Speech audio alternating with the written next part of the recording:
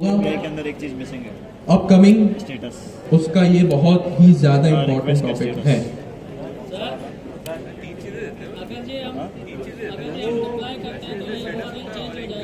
वो जैसे वाला स्टेटस, ये वाला स्टेटस बाकी 200। सर ये बाद में होगा ना जब वर्सल पे डिप्लॉय होने के ये सर हमें मैन्युअल करना पड़ेगा यहाँ पे आप कोई फंक्शन आप मैन्युअली भी कर सकते हैं और इसके लिए एक फंक्शन भी लिख सकते हैं। इसके लिए वर्सल पे डिप्लॉय है ना, जब हम वर्सल पे डिप्लॉय करेंगे तब तो यूआरएल चेंज हो जाएगा, फिर हमारा वर्सल का हो जाएगा। तो कह रहे हैं मैनुअली चेंज कर सकते हैं और उसके लिए फंक्शन भी नहीं, इसके लिए फंक्शन वगैरह नहीं बनाया जाता, इसके लिए हम बनाते हैं कॉस्ट टाइप, जिसके अंदर हम एपीआई का एक यूआरएल देते हैं। पहले भी ये दे देखो आ सकते गया हैं। एपीआई हेलो 200 मतलब सही है। 200 जैसे 404 गेट नहीं हो रहा, 500 पे आया था 200 मैसेज। 200 मना ओके है ना, गेट किया है ना।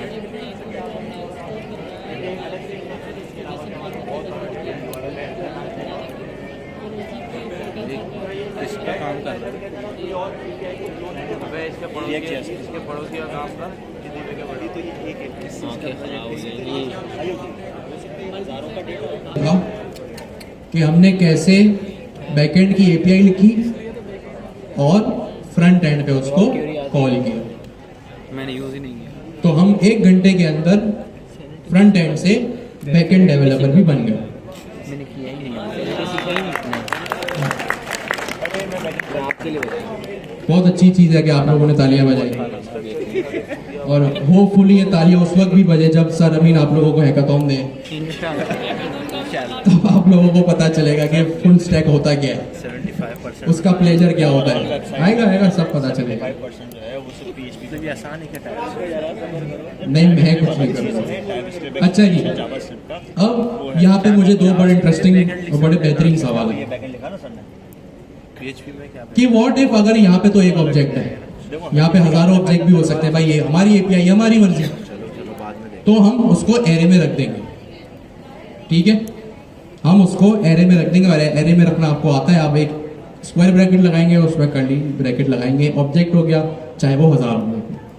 दूसरी चीज ये आई कि भाई अभी तो चले हम लोकल होस्ट पे काम कर रहे हैं, तो अभी हमारी एपीआई का यूआरएल लोकल होस्ट 3000 है। व्हाट इफ अगर कल को हम इसको वर्सल पे डिप्लॉय करते हैं, तो अब वर्सल पे डिप्लॉय कर दिया, फिर तो लोकल होस्ट से ताल्लुक ही खत्म हो गया। ये पैसे दे रहा है तो हम पैसे नहीं दे रहा। देखिए सुने यहाँ पे क्या होगा। अभी मैं कहां पर हूं, मेरी एप्लीकेशन का है लोकल होस्ट 3000। अब मैंने इसको वर्सल पे कर दिया डिप्लॉय, तो इसका लिंक बदल गया। सपोज करें इसका लिंक हो गया फॉर एग्जांपल https://ali.wursel.app। अब क्या होगा, अब तो भाई फेच रिक्वेस्ट का यूआरएल ही बदल गया, और जब यूआरएल बदल गया तो डाटा कहां से आएगा। तो जब आप इसको डिप्लॉय कर लेंगे ना वर्सल के ऊपर, तो ये यूआरएल भी चेंज हो जाएगा। आप इसको अपने वर्सल के यूआरएल, सिर्फ लोकल होस्ट 3000 की मैं बात कर रहा हूँ, /API/hello अपनी जगह पर ही रहेगा, क्योंकि जब आप डिप्लॉयमेंट करेंगे तो आपका एपीआई भी डिप्लॉय हो जाएगी। लेकिन जो लोकल होस्ट 3000 का जो पार्ट है, ये चेंज होकर आपके वर्सल के यूआरएल को रिप्लेस कर देगा। अब वो कैसे होगा, वो बात की बात है। आप मैनुअली भी कर सकते हैं, और एक छोटा सा डायनेमिक फंक्शन भी बना सकते हैं कि ऑटोमेटिकली जब भी आपकी एप्लीकेशन कोई वर्सल पे खोले तो उसको वर्सल का लिंक मिले। हो सकता है आपने एप्लीकेशन डिप्लॉय कर दी, आपको उसमें चेंजेस करनी है, तो जाहिर सी बात है दोबारा लोकल होस्ट 3000 पे ही वो चलेगी, तो दोबारा आपको उसको चेंज करना पड़ेगा। या तो आप मैनुअली बार बार करते रहे, या एक छोटा सा डायनेमिक फंक्शन बना दें, वो अभी की बात नहीं है, वो बात की बात है। ठीक हो गया जी। तो अभी हम लोकल होस्ट 3000 पे ही रहते हैं। तो होपफुली यहाँ पर सबको चीजें क्लियर होंगी। क्लियर है सबको? पक्की बात है, चले ना। अब मैं काम करता हूं, अपना मैसेज चेंज करता हूं। ठीक है, अभी मेरे पास मैसेज क्या है, हेलो फ्रॉम राउट हैंडलर्स। मैं अपना मैसेज चेंज करके यहां पे करता हूं फॉर एग्जाम्पल 1 2 3।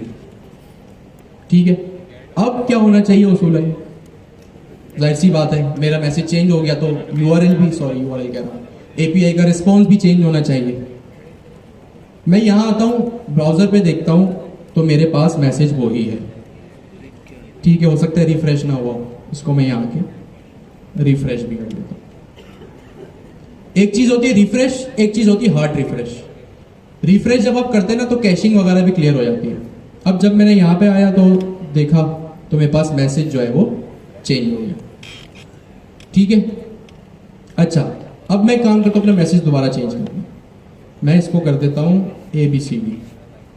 ठीक है, मैंने इसको सेव किया, यहाँ पे इसको मैंने रिफ्रेश किया। ठीक है, अब जब मैंने देख रहा हूं रिफ्रेश करने के बाद मेरा मैसेज चेंज नहीं हुआ। ठीक है, मैंने एक दो बार 1 2 3 किया, पहले था, अभी ABCD कर दिया, मेरा मैसेज चेंज नहीं हुआ।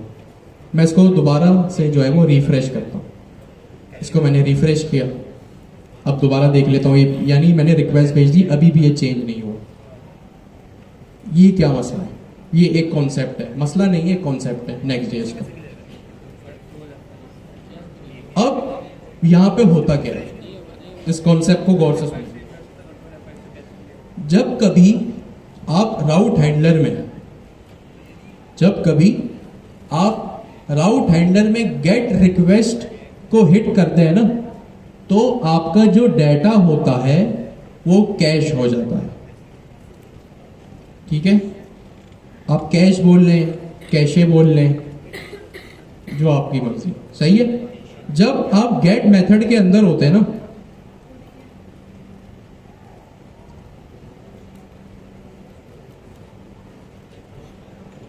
कैश, ठीक है, डाटा जो आपका होता है गेट मेथड के अंदर कैश हो जाता है। अच्छा एक बात और यहां पे ध्यान में रखें, अभी हम Next.js का 14th वर्जन यूज कर रहे हैं। अभी क्योंकि हम 14 यूज कर रहे हैं तो सारे कॉन्सेप्ट भी वही हैं। अच्छा यहाँ पे अभी Next.js 15 भी आ गया, आपको पता है, बट वो स्टेबल नहीं है, या हो गया है तो अभी भी उसमें इश्यूज आ रहे हैं, तो मैं अभी भी रिकमेंड करूंगा 14 ही यूज करें। अच्छा Next.js 14 जब आप यूज करेंगे ना, तो ये बात वैलिड है कि भाई जब Next.js 14 में आप जो है वो गेट मेथड को यूज करेंगे तो क्या होगा, डाटा कैश हो जाएगा। लेकिन 15 में इन लोगों ने ये चीज खत्म कर दी है। तो अभी हम 14 पढ़ रहे हैं, तो मैं ये बता रहा हूं 15 में इन लोगों ने ये चीज जो है वो खत्म कर दी है। तो अब अच्छा कैश क्या होता है, सबसे पहला सवाल तो ये, तो डाटा जो होता है गेट मेथड में कैश हो जाता है। अब कैश क्या होता है यहाँ पे, एग्जैक्टली मेमोरी में सेव हो जाता है। चाहे सर्वर साइड हो या कैशिंग ये होता है कि भाई जब कभी आप किसी सर्वर पे हिट करते हैं ना, चाहे वो आपकी अपनी एपीआई का हो इस केस में, या कोई बुक्स एपीआई, जेसन थ्रेशोल्ड, कोई एक्सटर्नल थर्ड पार्टी एपीआई हो, जब भी कभी आप गेट मेथड को हिट करते हैं तो डाटा कैश हो जाता है। कैश क्या होता है भाई, दो चीजें होती हैं, एक एक्सटर्नल सर्वर होता है थर्ड पार्टी एपीआई का, और एक होता है आपका अपना Next.js का सर्वर। अभी हम यूं कर लेते हैं कि Next.js का अपना भी दिमाग होता है, अपनी भी मेमोरी होती है। तो होता क्या है कि जो आपका डाटा होता है ना, Next.js ने ऑप्टिमाइजेशन के लिए, ऑप्टिमाइजेशन का मतलब एफिशिएंसी बढ़ाने के लिए ये काम किया है। क्या काम किया है कि वो डाटा को कैश करता है। कैशिंग क्या होती है कि भाई जो आपका डाटा है ना, जो डाटा एक बार आया वो Next.js क्या करता है, अपने पास ही स्टोर कर लेता है अपनी मेमोरी में या अपने सर्वर के ऊपर, और क्या करता है, जब भी आप उस रिक्वेस्ट पे, उस राउट पे हिट करते हैं ना, तो सबसे पहले Next.js अपनी ही मेमोरी से आपको डाटा दे देता है। ठीक है, कैशिंग क्या होता है, Next.js अपनी मेमोरी में डाटा स्टोर करता है, और Next.js जब अपनी मेमोरी में डाटा स्टोर कर लेता है, तो जब भी आप कभी गेट रिक्वेस्ट में किसी एपीआई को, किसी भी एपीआई के एंड पॉइंट को हिट करते हैं, यहां पे, तो क्या होता है, चीजें जो है वो कैश हो जाती है। कैशिंग का क्या मतलब होता है, Next.js का अपना सर्वर है या अपनी मेमोरी, अपना दिमाग है, वो डाटा वहीं पे रख लेता है। तो ये तो अच्छी चीज है। अगर आपका डाटा चेंज नहीं हो रहा है ना, तो बार बार किसी सर्वर पे हिट करने की जरूरत नहीं है फ्रीक्वेंटली। सही है। ये उस केस में ठीक है कि जब आपका डाटा बार बार चेंज नहीं हो रहा हो ना, तो आप कैशिंग कर लेते, यानी अपने ही सर्वर पे रख लेते। तो आपको क्या करना पड़ता है, इसका क्या फायदा है, बार बार जो है वो डाटा सर्वर पे नहीं जाता, आपकी अपनी मेमोरी से ही आ जाता है। इसकी आसान एग्जांपल यूं ले ले, सपोज करें आप घर में अपने खाना खा रहे हैं। अब खाना आप खाते तो जाहिर सी बात है साथ में पानी भी पीते। अब आपके पास जब भी आपको पानी चाहिए खाना खाते वक्त, तो आपके पास दो ऑप्शन है।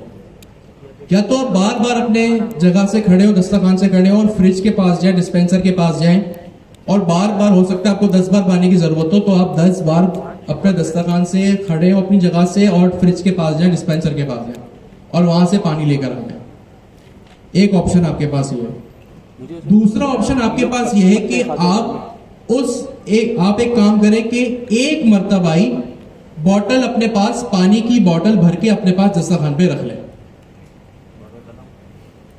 सही है।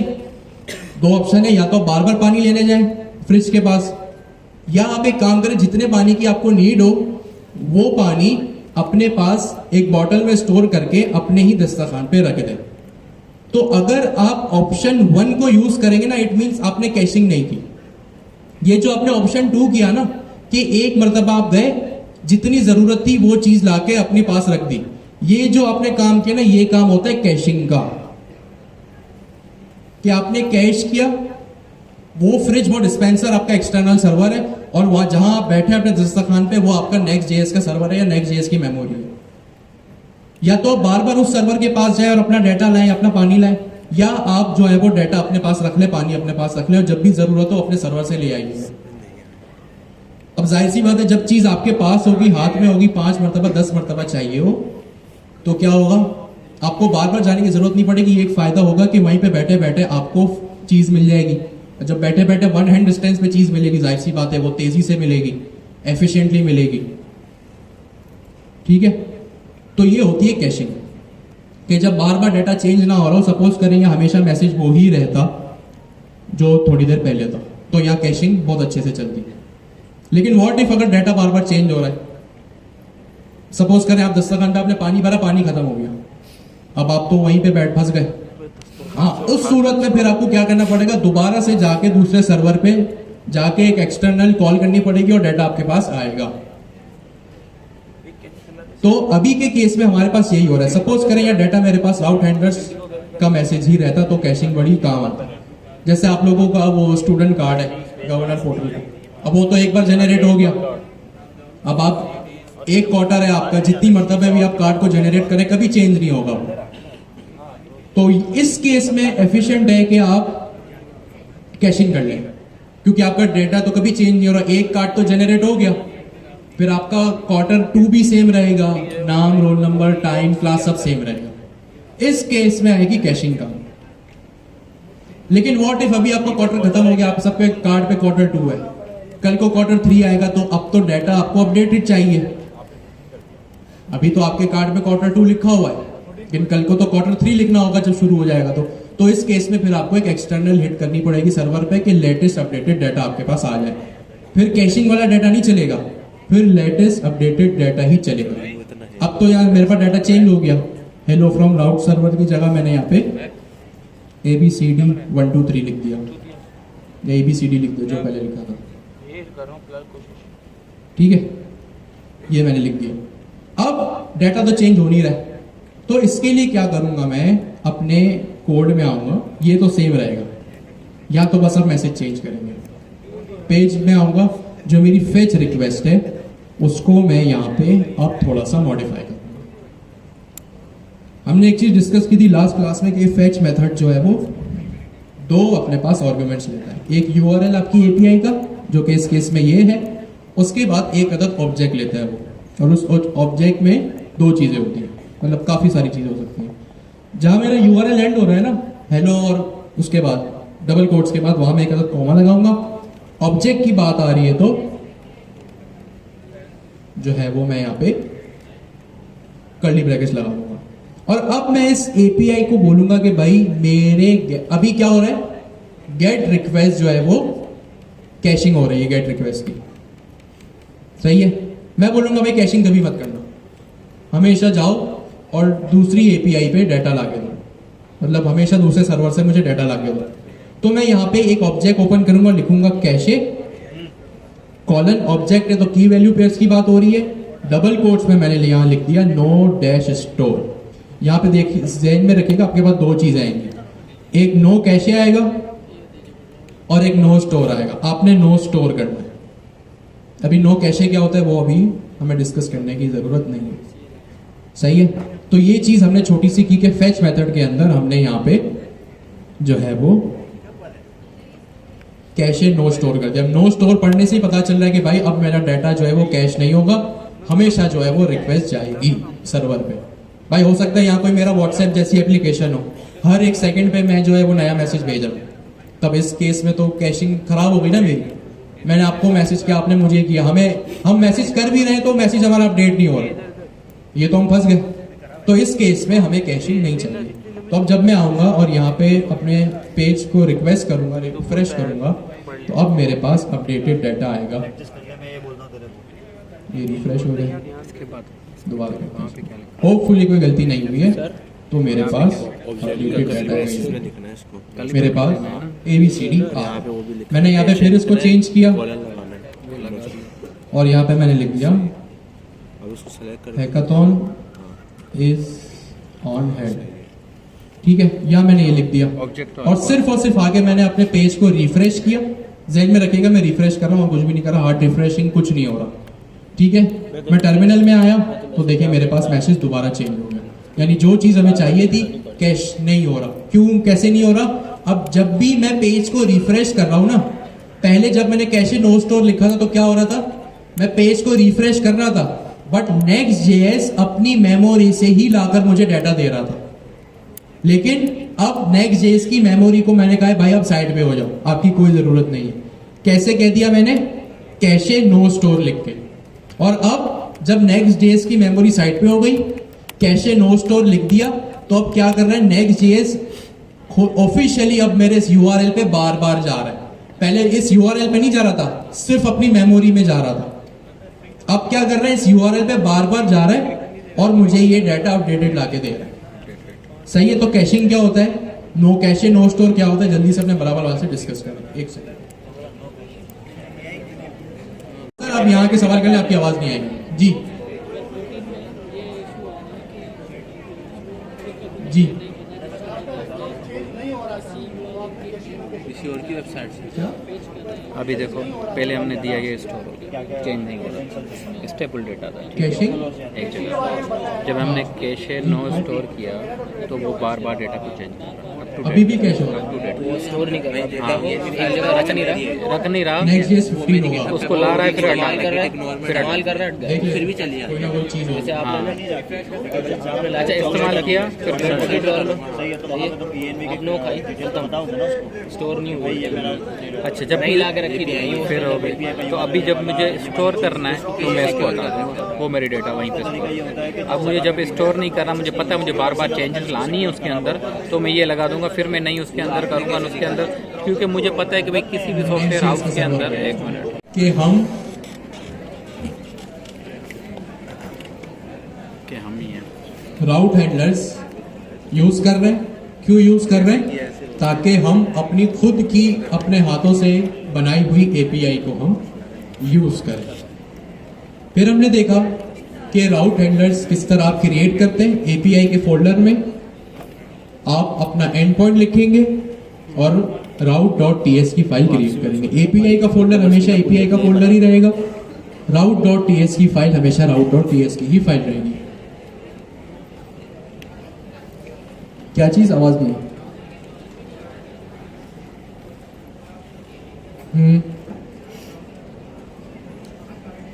ब्राउजर पे नहीं आ रहा, मतलब अपडेटेड डाटा नहीं आ रहा।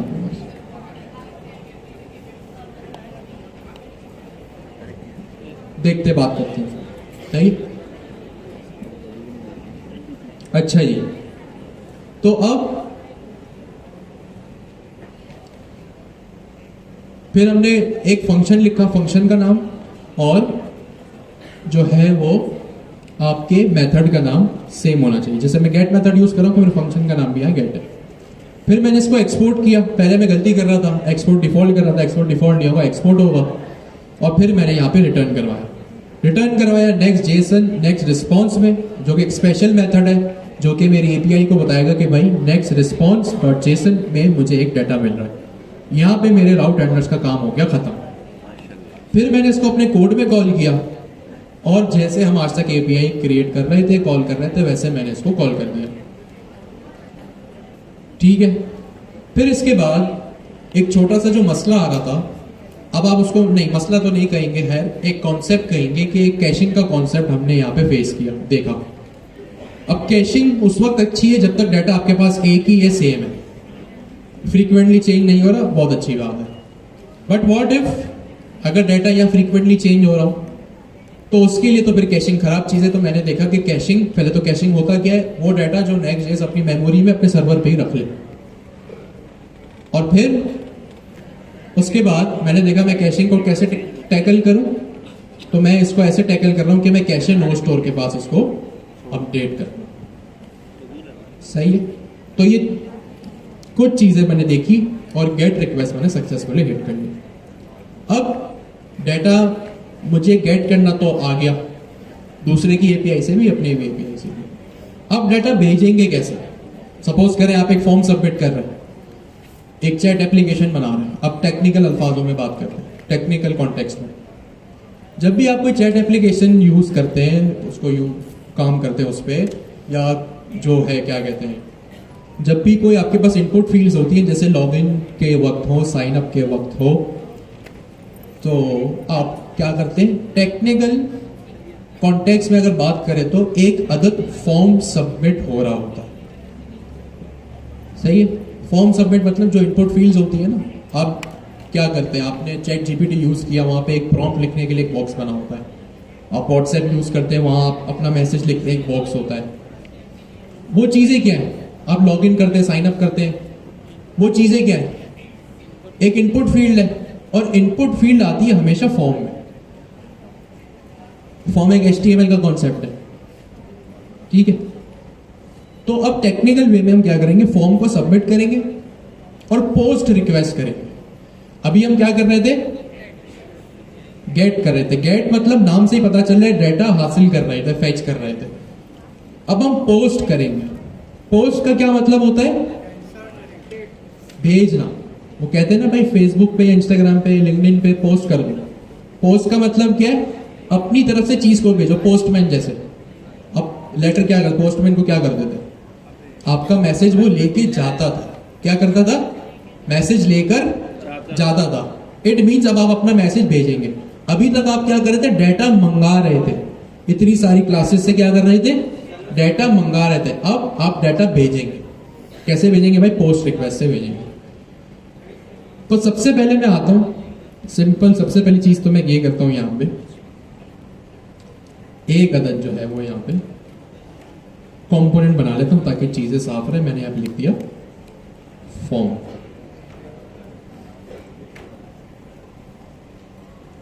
अभी कंपोनेंट बना नहीं है तो यहां एरर आएगा।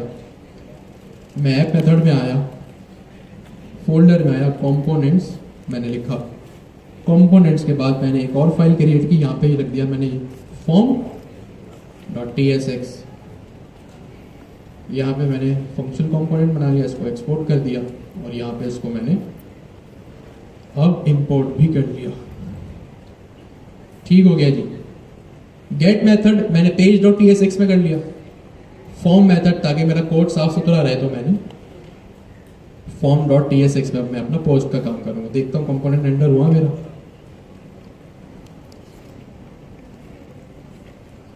तो जी हाँ, मेरा कंपोनेंट यहाँ पे रेंडर हो गया। मैं यहाँ पे आता हूँ, एक अदद इनपुट फील्ड क्रिएट करता हूँ, और यहाँ पे मैंने लिख दिया इनपुट। ठीक है। यहाँ पे मैंने इसकी टाइप रख दी। अभी इसकी टाइप होगी टेक्स्ट। एक सेल्फ क्लोजिंग टैग होता है, और यहाँ पे मैंने क्लास नेम दे दिया, for example border dash blue dash 600 और राउंड। ठीक है, ये दो काम मैंने यहाँ पे कर लिए। दो क्या, एक ही काम किया यहाँ पे कि मैंने यहाँ पे एक अदर इनपुट फील्ड बना दी और यहाँ पे मैं एक प्लेस होल्डर लगा लेता हूँ कि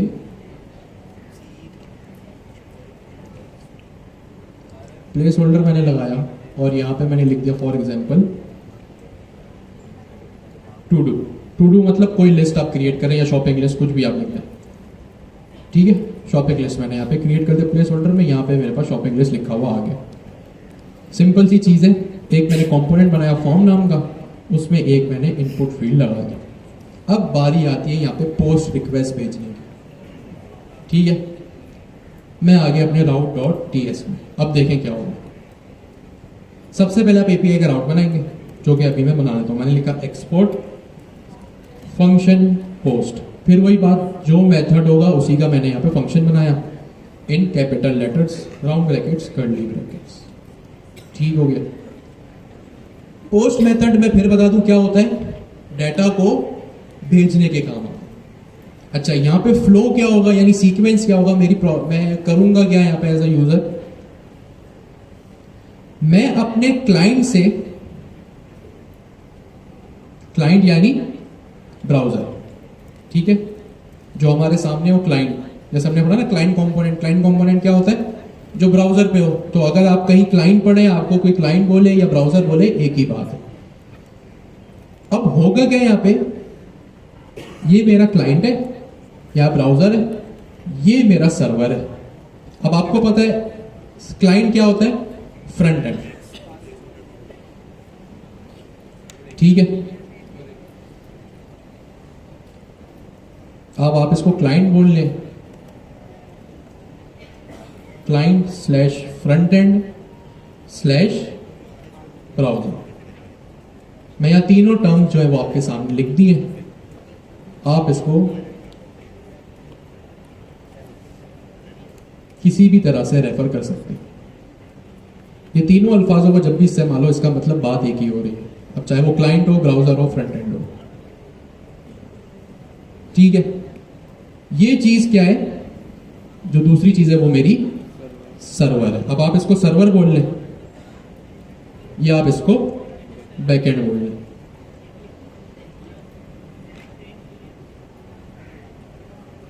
ठीक हो गया, या आप इसको एपीआई बोल लें। तो ये दो चीजें आपके सामने। अभी मैं भेजूंगा पोस्ट रिक्वेस्ट, ये सारा काम पोस्ट रिक्वेस्ट के लिए हो रहा है।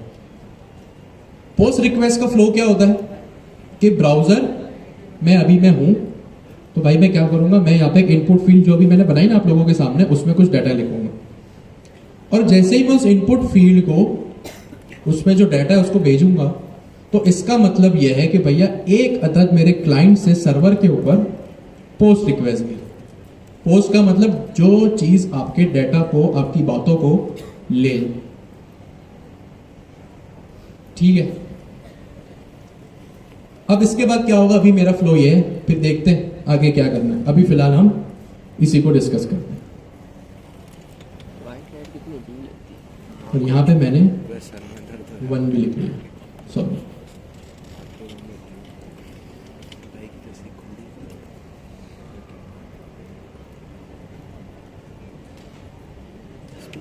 सबसे पहले क्या होगा, पोस्ट रिक्वेस्ट जाएगी पहले नंबर पे।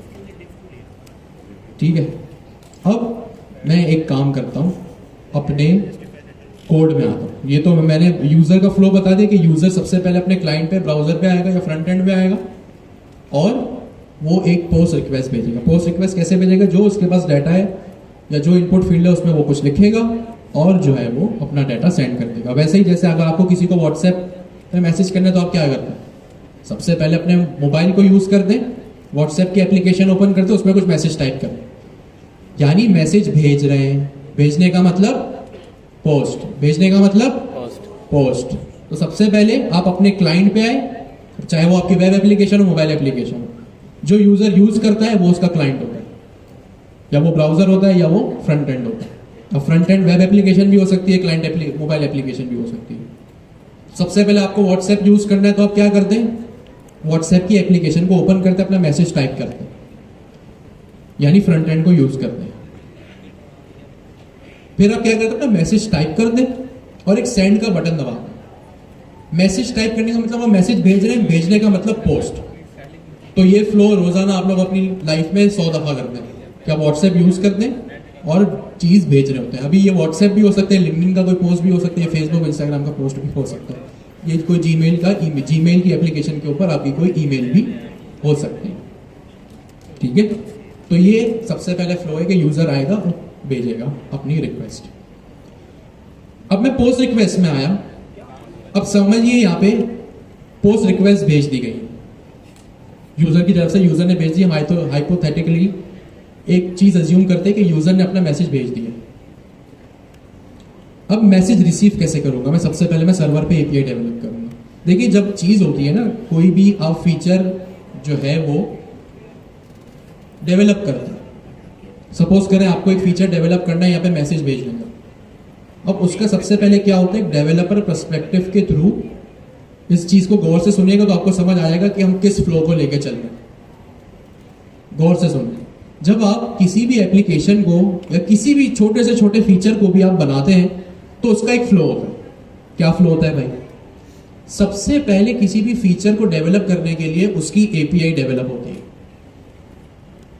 एक डेवलपर कॉन्टेक्स्ट में मैं बात कर रहा हूं। सबसे पहले क्या होता है, एक एपीआई डेवलप होती है। ठीक है, अब एपीआई डेवलप करने के लिए जाहिर सी बात है, अभी हम डेवलपर है, डेवलपर पर्सपेक्टिव से थ्रू बात कर रहे हैं। फ्लो हमने समझ लिया कि यूजर क्या करेगा, प्रॉब्लम स्टेटमेंट हमें क्या सॉल्व करना है, माइलस्टोन क्या अचीव करना है, पता चल गया। अब डेवलपमेंट के थ्रू बात करते हैं। सबसे पहले मैंने एक पोस्ट रिक्वेस्ट को यहाँ पे बनाया। सबसे पहले एपीआई बनती है। एपीआई बन गई तो एपीआई जाती है फिर फ्रंट एंड डेवलपर के पास, वो उसको इंटीग्रेट करता है। जैसे यहाँ पे हमने ऊपर किया भी ना, सबसे पहले गेट मेथड बनाया, फिर फ्रंट एंड पे जाके उसको हमने कॉल किया। तो फ्लो हमारा यही रहेगा कि सबसे पहले मैं पोस्ट रिक्वेस्ट बनाऊंगा और फिर अपना काम करूंगा। अब होगा क्या, पोस्ट रिक्वेस्ट की जब भी बारी आएगी, इसका मतलब मेरा मैसेज जा रहा है। सही है, पोस्ट रिक्वेस्ट की जब भी बारी आएगी तो क्या होगा, मेरा मैसेज जाएगा। अब जब मैसेज चला गया ना तो क्या होगा, मैसेज मैं सबसे पहले रिसीव भी करूंगा। तो पोस्ट रिक्वेस्ट ने मैसेज तो भेज दिया फ्रंट एंड से, बैकएंड को उसको रिसीव भी तो करना है, बैकएंड को उसको रिसीव भी तो करना है। तो जब मैं पोस्ट मेथड लिखूंगा ना तो इसके अंदर एक अदद रिक्वेस्ट का पैरामीटर आएगा। जरूरी नहीं है इसका नाम रिक्वेस्ट ही हो, आप इसका नाम एबीसीडी रख लें, कोई मसला नहीं है, बट नाम डिस्क्रिप्टिव हो तो मैंने REQ रख लिया, मतलब रिक्वेस्ट, या पूरी स्पेलिंग लिख दी आपकी मर्जी। और इसकी एक टाइप होगी जो, क्योंकि हम टाइप स्क्रिप्ट में, तो एक नेक्स्ट रिक्वेस्ट करके एक चीज होती है जो कि सेम जहां से मेरा नेक्स्ट रिस्पॉन्स इंपोर्ट हो रहा था ना, ये नेक्स्ट रिस्पॉन्स को मैंने इंपोर्ट किया थोड़ी देर पहले, सेम जगह से नेक्स्ट रिक्वेस्ट भी इंपोर्ट कर। रिस्पॉन्स का क्या मतलब है कि मैं इंडिकेशन दे रहा हूं कि भाई यहां पे मेरे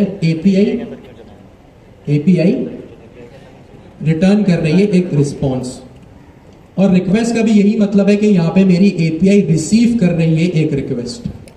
भाई रिस्पॉन्स जाता है और रिक्वेस्ट आती है। सही है,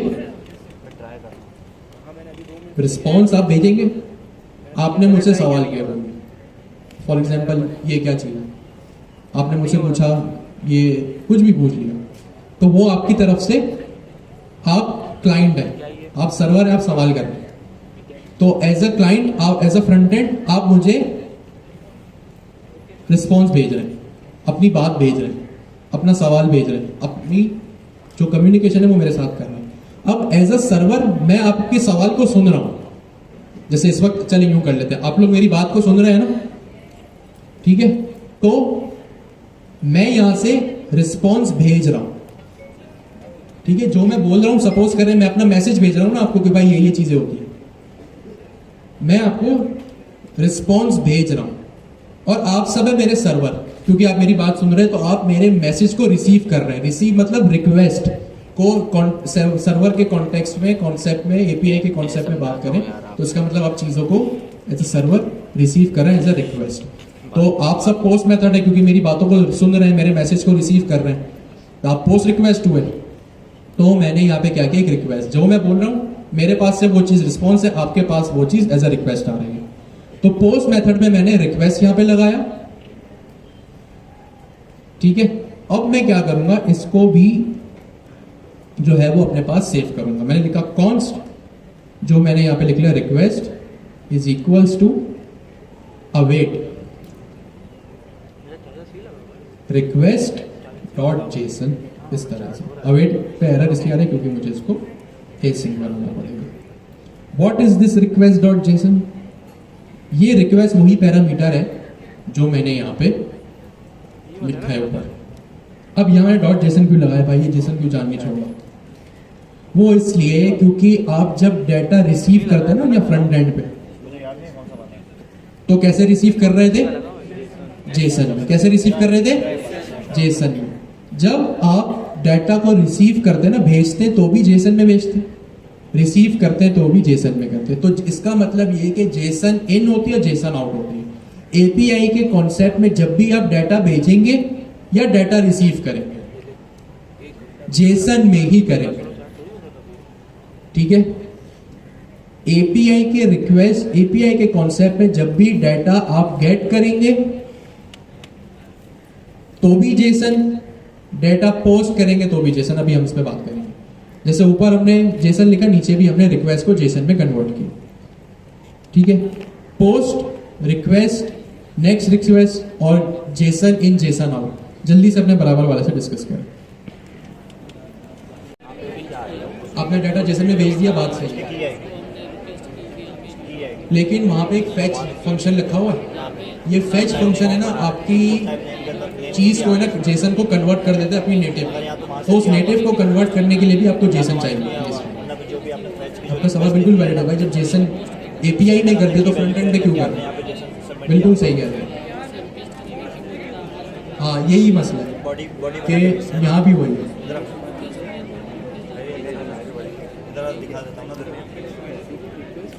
क्या हो रहा है भाई? अच्छा, सारी बातें पर ये बड़ा जरूरी कॉन्सेप्ट है, थोड़ा सा लेंथी प्रोसेस है। या मैं अपने वेरिएबल का नाम चेंज करके बॉडी रख रहा हूं। सही है कि जो मुझे बॉडी में मिल रहा है या जो पीछे से रिक्वेस्ट आ रही है वो मैं यहाँ पे इसको बॉडी के वेरिएबल में रख लेता हूँ। अब मैं करता क्या हूँ यहाँ पे, सपोज करें मैं एक एप्लीकेशन बना रहा हूँ शॉपिंग लिस्ट की। अब आप लोगों ने बात की कि भाई अभी तो यहाँ सिंगल ऑब्जेक्ट है, व्हाट इफ बहुत सारे हो, तो मैं यहाँ पे इसको कट करता हूँ। सिंपली मैंने इसको लिखा const shopping list is equals to array. जो आप लोग बात कर रहे थे ना कि व्हाट इफ अगर बहुत सारी लिस्ट हो तो क्या करें भाई, तो मैंने इसको एरे में रखा, एरे के अंदर ऑब्जेक्ट कर दिया और यहाँ पे मैंने लिख लिया नेम। और यहाँ पे मैंने लिख लिया नेम की जगह अभी एक डिफॉल्ट नेम रख लिया, फॉर एग्जांपल शूज। और जो शॉपिंग लिस्ट है ना यहाँ पे, उसको मैंने जहाँ पे मेरी जेसन रिटर्न हो रही थी गेट में, मैंने यहाँ पे रख लिया। सिंपल, कुछ भी रॉकेट साइंस नहीं किया। पहले मैं क्या करूँगा, सिंपल एक ऑब्जेक्ट यहाँ पे रिटर्न करा रहा था। अब मैंने क्या किया, इसको एक वेरिएबल में रख दिया। अब जब मैंने इसको वेरिएबल में रख दिया और यहाँ पे इस वेरिएबल में जिसमें एरे ऑफ ऑब्जेक्ट्स थे मैंने इसको रिटर्न करवा दिया। ठीक हो गया। अब मैं यहाँ पे जो है वो आ जाता हूँ। अब यहाँ पे फिलहाल के लिए मैं लिख दूंगा console.log बॉडी। ठीक है, जो मैंने यहाँ पे रिसीव करूंगा उसको मैं यहाँ पे कंसोल कर दूंगा। सही है। अभी मैं यहाँ पे रिटर्न भी कर दूंगा, वही बात जो हमने ऊपर डिस्कस की। मैंने लिखा return next response dot JSON और ऑब्जेक्ट में मैंने लिख दी बॉडी। सही है। यहां पे मैंने क्या काम किया, एक पोस्ट मेथड बनाया। सबसे पहले एपीआई बनाई पोस्ट की, मैंने लिख दिया पोस्ट, जो मेरे मेथड का नाम वही फंक्शन का नाम। यहाँ पे फिर मैं इसको एसिंक बनाया क्योंकि मैं इसको यहाँ जेसन में कन्वर्ट कर रहा हूँ। जेसन में कन्वर्ट करना एक एसिंक्रोनस टास्क है, ये आप लोगों को पता है। यहाँ पे मैंने इसको कंसोल भी करवा दिया ताकि जो डाटा आए वो मुझे मिल जाए। इस रिक्वेस्ट के ऑब्जेक्ट में क्या मिलेगा, जो डाटा फ्रंट एंड से आएगा, जो डाटा फ्रंट एंड से आएगा वो क्या होगा, जैसे मैंने फ्रंट एंड से उस इनपुट फील्ड में लिख दिया, यहां पे मैंने यहाँ पे लिख दिया फॉर एग्जांपल शूज लिखा ना। अभी कुछ होगा नहीं, अभी मैं सिर्फ आपको एक एग्जांपल दे रहा हूँ मोबाइल फोन। अच्छा, अभी ये ट्रैक नहीं होगी, ठीक है, देखते हैं इसको। मैंने यहाँ पे सपोज करें लिखा मोबाइल फोन, और ये मोबाइल फोन जैसे ही मैंने लिखा, जैसे ही मैं एंटर प्रेस करूंगा तो वो ये इस रिक्वेस्ट के ऑब्जेक्ट में आगे बैठ जाएगा। अब ये सुनिए कोड कैसे चल रहा है, ये कोड एग्जीक्यूट कैसे हो रहा है। मैंने इस इनपुट फील्ड में कुछ भी लिखा ABCD 1 2 3, तो वो क्या होगा कि इस रिक्वेस्ट के ऑब्जेक्ट में आएगा। सही है, इस रिक्वेस्ट के ऑब्जेक्ट में आके बैठ जाएगा। क्यों? क्योंकि ये पोस्ट रिक्वेस्ट है। पोस्ट का मतलब जो डाटा आ रहा है उसको रिसीव करो। अब जब मैंने डाटा रिसीव कर लिया तो रिक्वेस्ट के ऑब्जेक्ट में आके ये बैठ गया और मैंने इसको जेसन में कन्वर्ट कर दिया, क्योंकि जेसन इन जेसन आउट, यानी अब रिसीव भी जेसन करते हैं, भेजते भी जेसन है। यहां मैं जेसन रिसीव कर रहा हूं, रिक्वेस्ट रिसीव कर रहा हूं, मेरी रिक्वेस्ट जेसन में रिसीव होती है, मैंने यहां इसको रिसीव कर लिया जेसन में। जो मेरे पास आएगा, फॉर एग्जांपल इनपुट फील्ड में मैंने कुछ भी लिखा, इसको मैंने बॉडी के वेरिएबल में स्टोर कराया और यहां पे इसको कंसोल कर दिया। फिर मैंने इसको क्या किया, जेसन रिटर्न, फिर वही बात, यहां से जेसन इन हो रही है, यहां से जेसन आउट हो रही है, तो ऊपर भी जेसन है, नीचे भी जेसन है। नेक्स्ट रिस्पॉन्स का वही कॉन्सेप्ट है जो हमने ऊपर देखा गेट रिक्वेस्ट में। तो ये आपके सामने, और बॉडी के ऑब्जेक्ट को मैंने यहाँ पे रिटर्न करवा दिया। जल्दी से इस 3 लाइन के कोड को अपने बराबर वाले को समझाएं, क्योंकि ये बहुत जरूरी चीज है। बस जो भेजा वही वापसी आ जाए। एक्चुअल डाटा में रिक्वेस्ट भेजेंगे। सही है, अभी हम देखेंगे यार, एक एक चीज सब देखेंगे।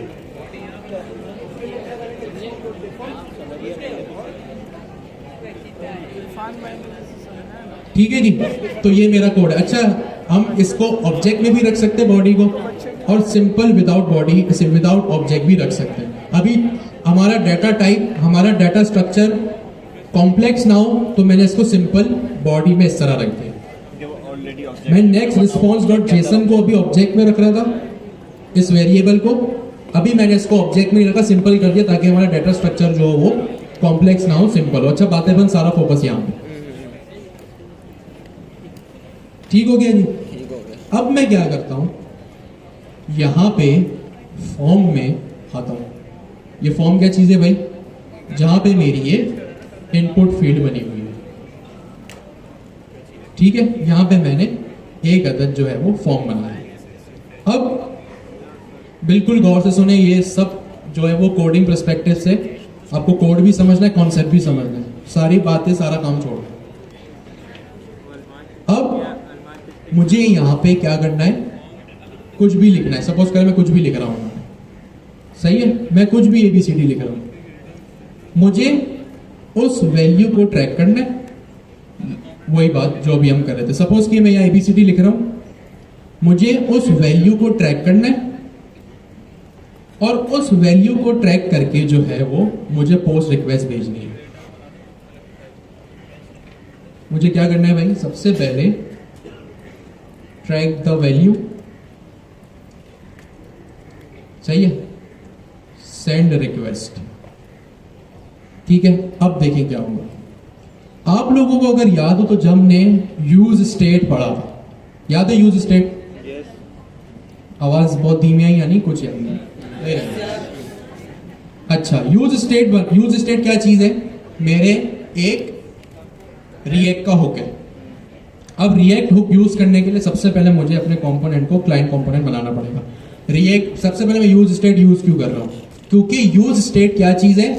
अपने कंपोनेंट की इंफॉर्मेशन को ट्रैक करने का एक जरिया है। यूज स्टेट हुक रिएक्ट का बिल्ट इन जो है वो ट्रैक कर रहा था, कंपोनेंट की इंफॉर्मेशन को या किसी भी एलिमेंट की इंफॉर्मेशन को ट्रैक करने का एक जरिया है। तो सबसे पहले मैं यहाँ इसको ट्रैक कर रहा था, इंपोर्ट, और यहां मैंने इसको यूज क्लाइंट बना दिया। ठीक है, अब मैं यहां पे लिखूंगा एक अदद यूज स्टेटमेंट, लिखूंगा कॉन्स्ट। मुझे यहां पे नेम ट्रैक करना है कि भाई मेरी इनपुट फील्ड में क्या चीज है, तो मैं यहां लिख लेता हूं for example const list set list, या आसान रखने के लिए प्रोडक्ट का नाम और सेट नेम। आपको याद हो ये नेम क्या है? ये नेम क्या चीज है? स्टेट वेरिएबल है। वेरिएबल है, क्या चीज है? स्टेट वेरिएबल है। और सेट नेम क्या है? सेटर फंक्शन है। और यहां पे मैंने यूज स्टेट लिख दिया। अच्छा, ये क्या यूज स्टेट? का सबसे पहला आर्गुमेंट वेरिएबल यानी स्टेट वेरिएबल, मैंने यहाँ लिख दिया नेम। सेट नेम हमेशा आएगा कैमल केस में, और सेट नेम क्यों लिखा? जब भी कंपोनेंट के वेरिएबल को, कंपोनेंट की स्टेट को अपडेट करना होता है तो कभी भी वेरिएबल का नाम डायरेक्ट यूज नहीं होता, हमेशा एक सेटर फंक्शन के थ्रू हम स्टेट को अपडेट करते हैं। जब हम काउंटर एप्लीकेशन बना रहे थे तो हमने ये काम किया था, हमने एक वेरिएबल बनाया था काउंट का, दूसरा हमने एक सेटर फंक्शन बनाया था सेट काउंट का। सही है, याद है? तो हमने यहाँ पे वही काम किया। और इसको मैं फॉर एग्जांपल, क्योंकि ये स्ट्रिंग होगी, क्योंकि डाटा आप इंग्लिश के सेंटेंस में भेजते हैं, इंग्लिश के सेंटेंस का मतलब आपकी स्ट्रिंग, तो यहाँ मैंने इसको एम्प्टी स्ट्रिंग बन गया। ये होती है डिफॉल्ट वैल्यू। ठीक हो गया जी।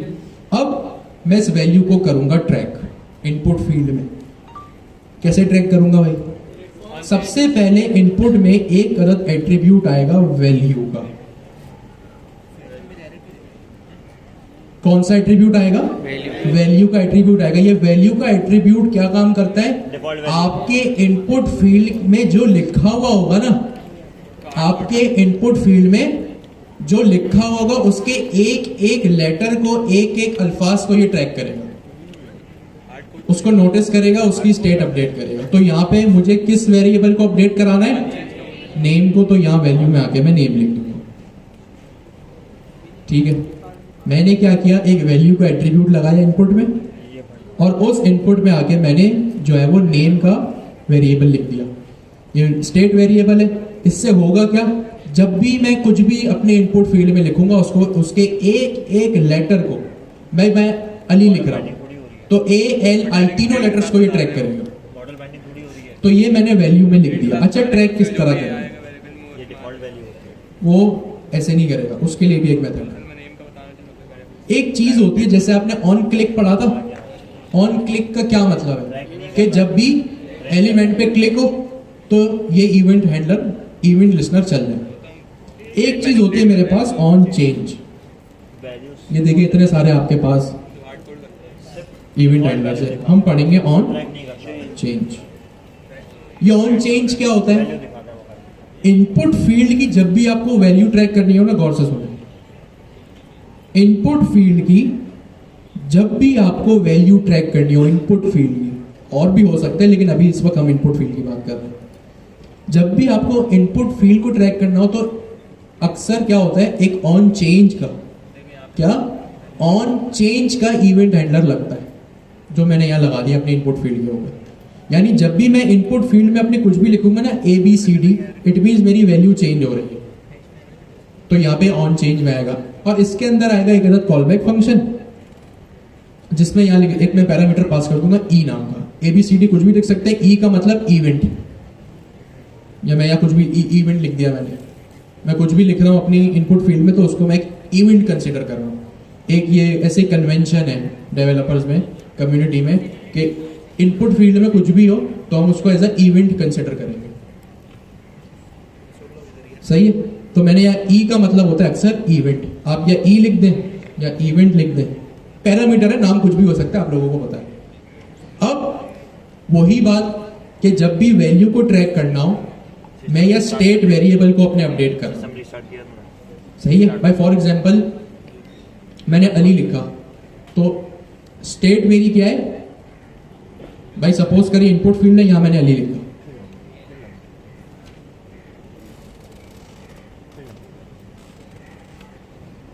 यहां मैंने अली लिख दिया, तो मेरी इनपुट फील्ड की वैल्यू क्या है? इनपुट फील्ड की क्या वैल्यू है? ठीक है, अब जाहिर सी बात है इनपुट फील्ड की वैल्यू बोल लूं, मेरे कंपोनेंट की वैल्यू बोल लूं, या यूज स्टेट का जो है वो मैं यूज स्टेट यानी स्टेट वेरिएबल की वैल्यू बोल लूं, एक ही बात है। सही है? अब मेरी वैल्यू क्या है स्टेट वेरिएबल की? अली। मैंने यहां और कुछ ऐड किया, फॉर एग्जांपल अली के आगे मैंने जवाब भी लिख दिया, तो अब क्या होगा? मेरी इनपुट फील्ड की अब वैल्यू क्या हो गई? क्या हो गई? सिर्फ अली रही, सिर्फ जवाद रही, या पूरी अली जवाब? एग्जैक्टली। तो यहां पे जो काम हो रहा है ना, मेरी वैल्यू अपडेट होती जा रही है। ये सिर्फ एक एक अल्फाज को ट्रैक नहीं कर रहा है, एक एक लेटर को ट्रैक कर रहा है, ALIJAW सबको। सही है। तो यहाँ पे ये काम हो रहा है। अभी मेरी इनपुट फील्ड एम्प्टी थी, आप लोगों के सामने ये चीज इनपुट फील्ड एम्प्टी थी, अब इसमें वैल्यू आ गई, सही है। तो इस वैल्यू को मैं ट्रैक करूंगा। इट मीन्स वही बात, इनपुट फील्ड या स्टेट वेरिएबल अभी मेरा एम्प्टी था, अब इसमें वैल्यू लिख दी मैंने। किस तरह लिख दी? उसके लिए एक फंक्शन होगा, फिर वही बात स्टेट वेरिएबल को अपडेट कराने के लिए स्टेट फंक्शन चाहिए मुझे, या सेटर फंक्शन चाहिए होता है। यहाँ लिख दिया मैंने इस तरह से। और यहाँ पे आप एक चीज पास करेंगे, आर्गुमेंट हमेशा सेम रहेगा, रट्टा लगाना चाहे तो लगा ले इसका, event dot target dot value. ये कह रहे हैं कि भाई जो भी आपका इवेंट अकर हो ना, यहाँ पे अभी हमने इवेंट जो है वो डिस्कस किया कि भाई इवेंट का मतलब यहाँ जो वैल्यू चेंज हो रही है, उस वैल्यू को टारगेट करो, उसको टारगेट करो, उसकी वैल्यू ले आओ। इट मीन्स कि भाई जो इवेंट ट्रिगर हुआ, जो भी आपने लिखा उसको वैल्यू गेट करें।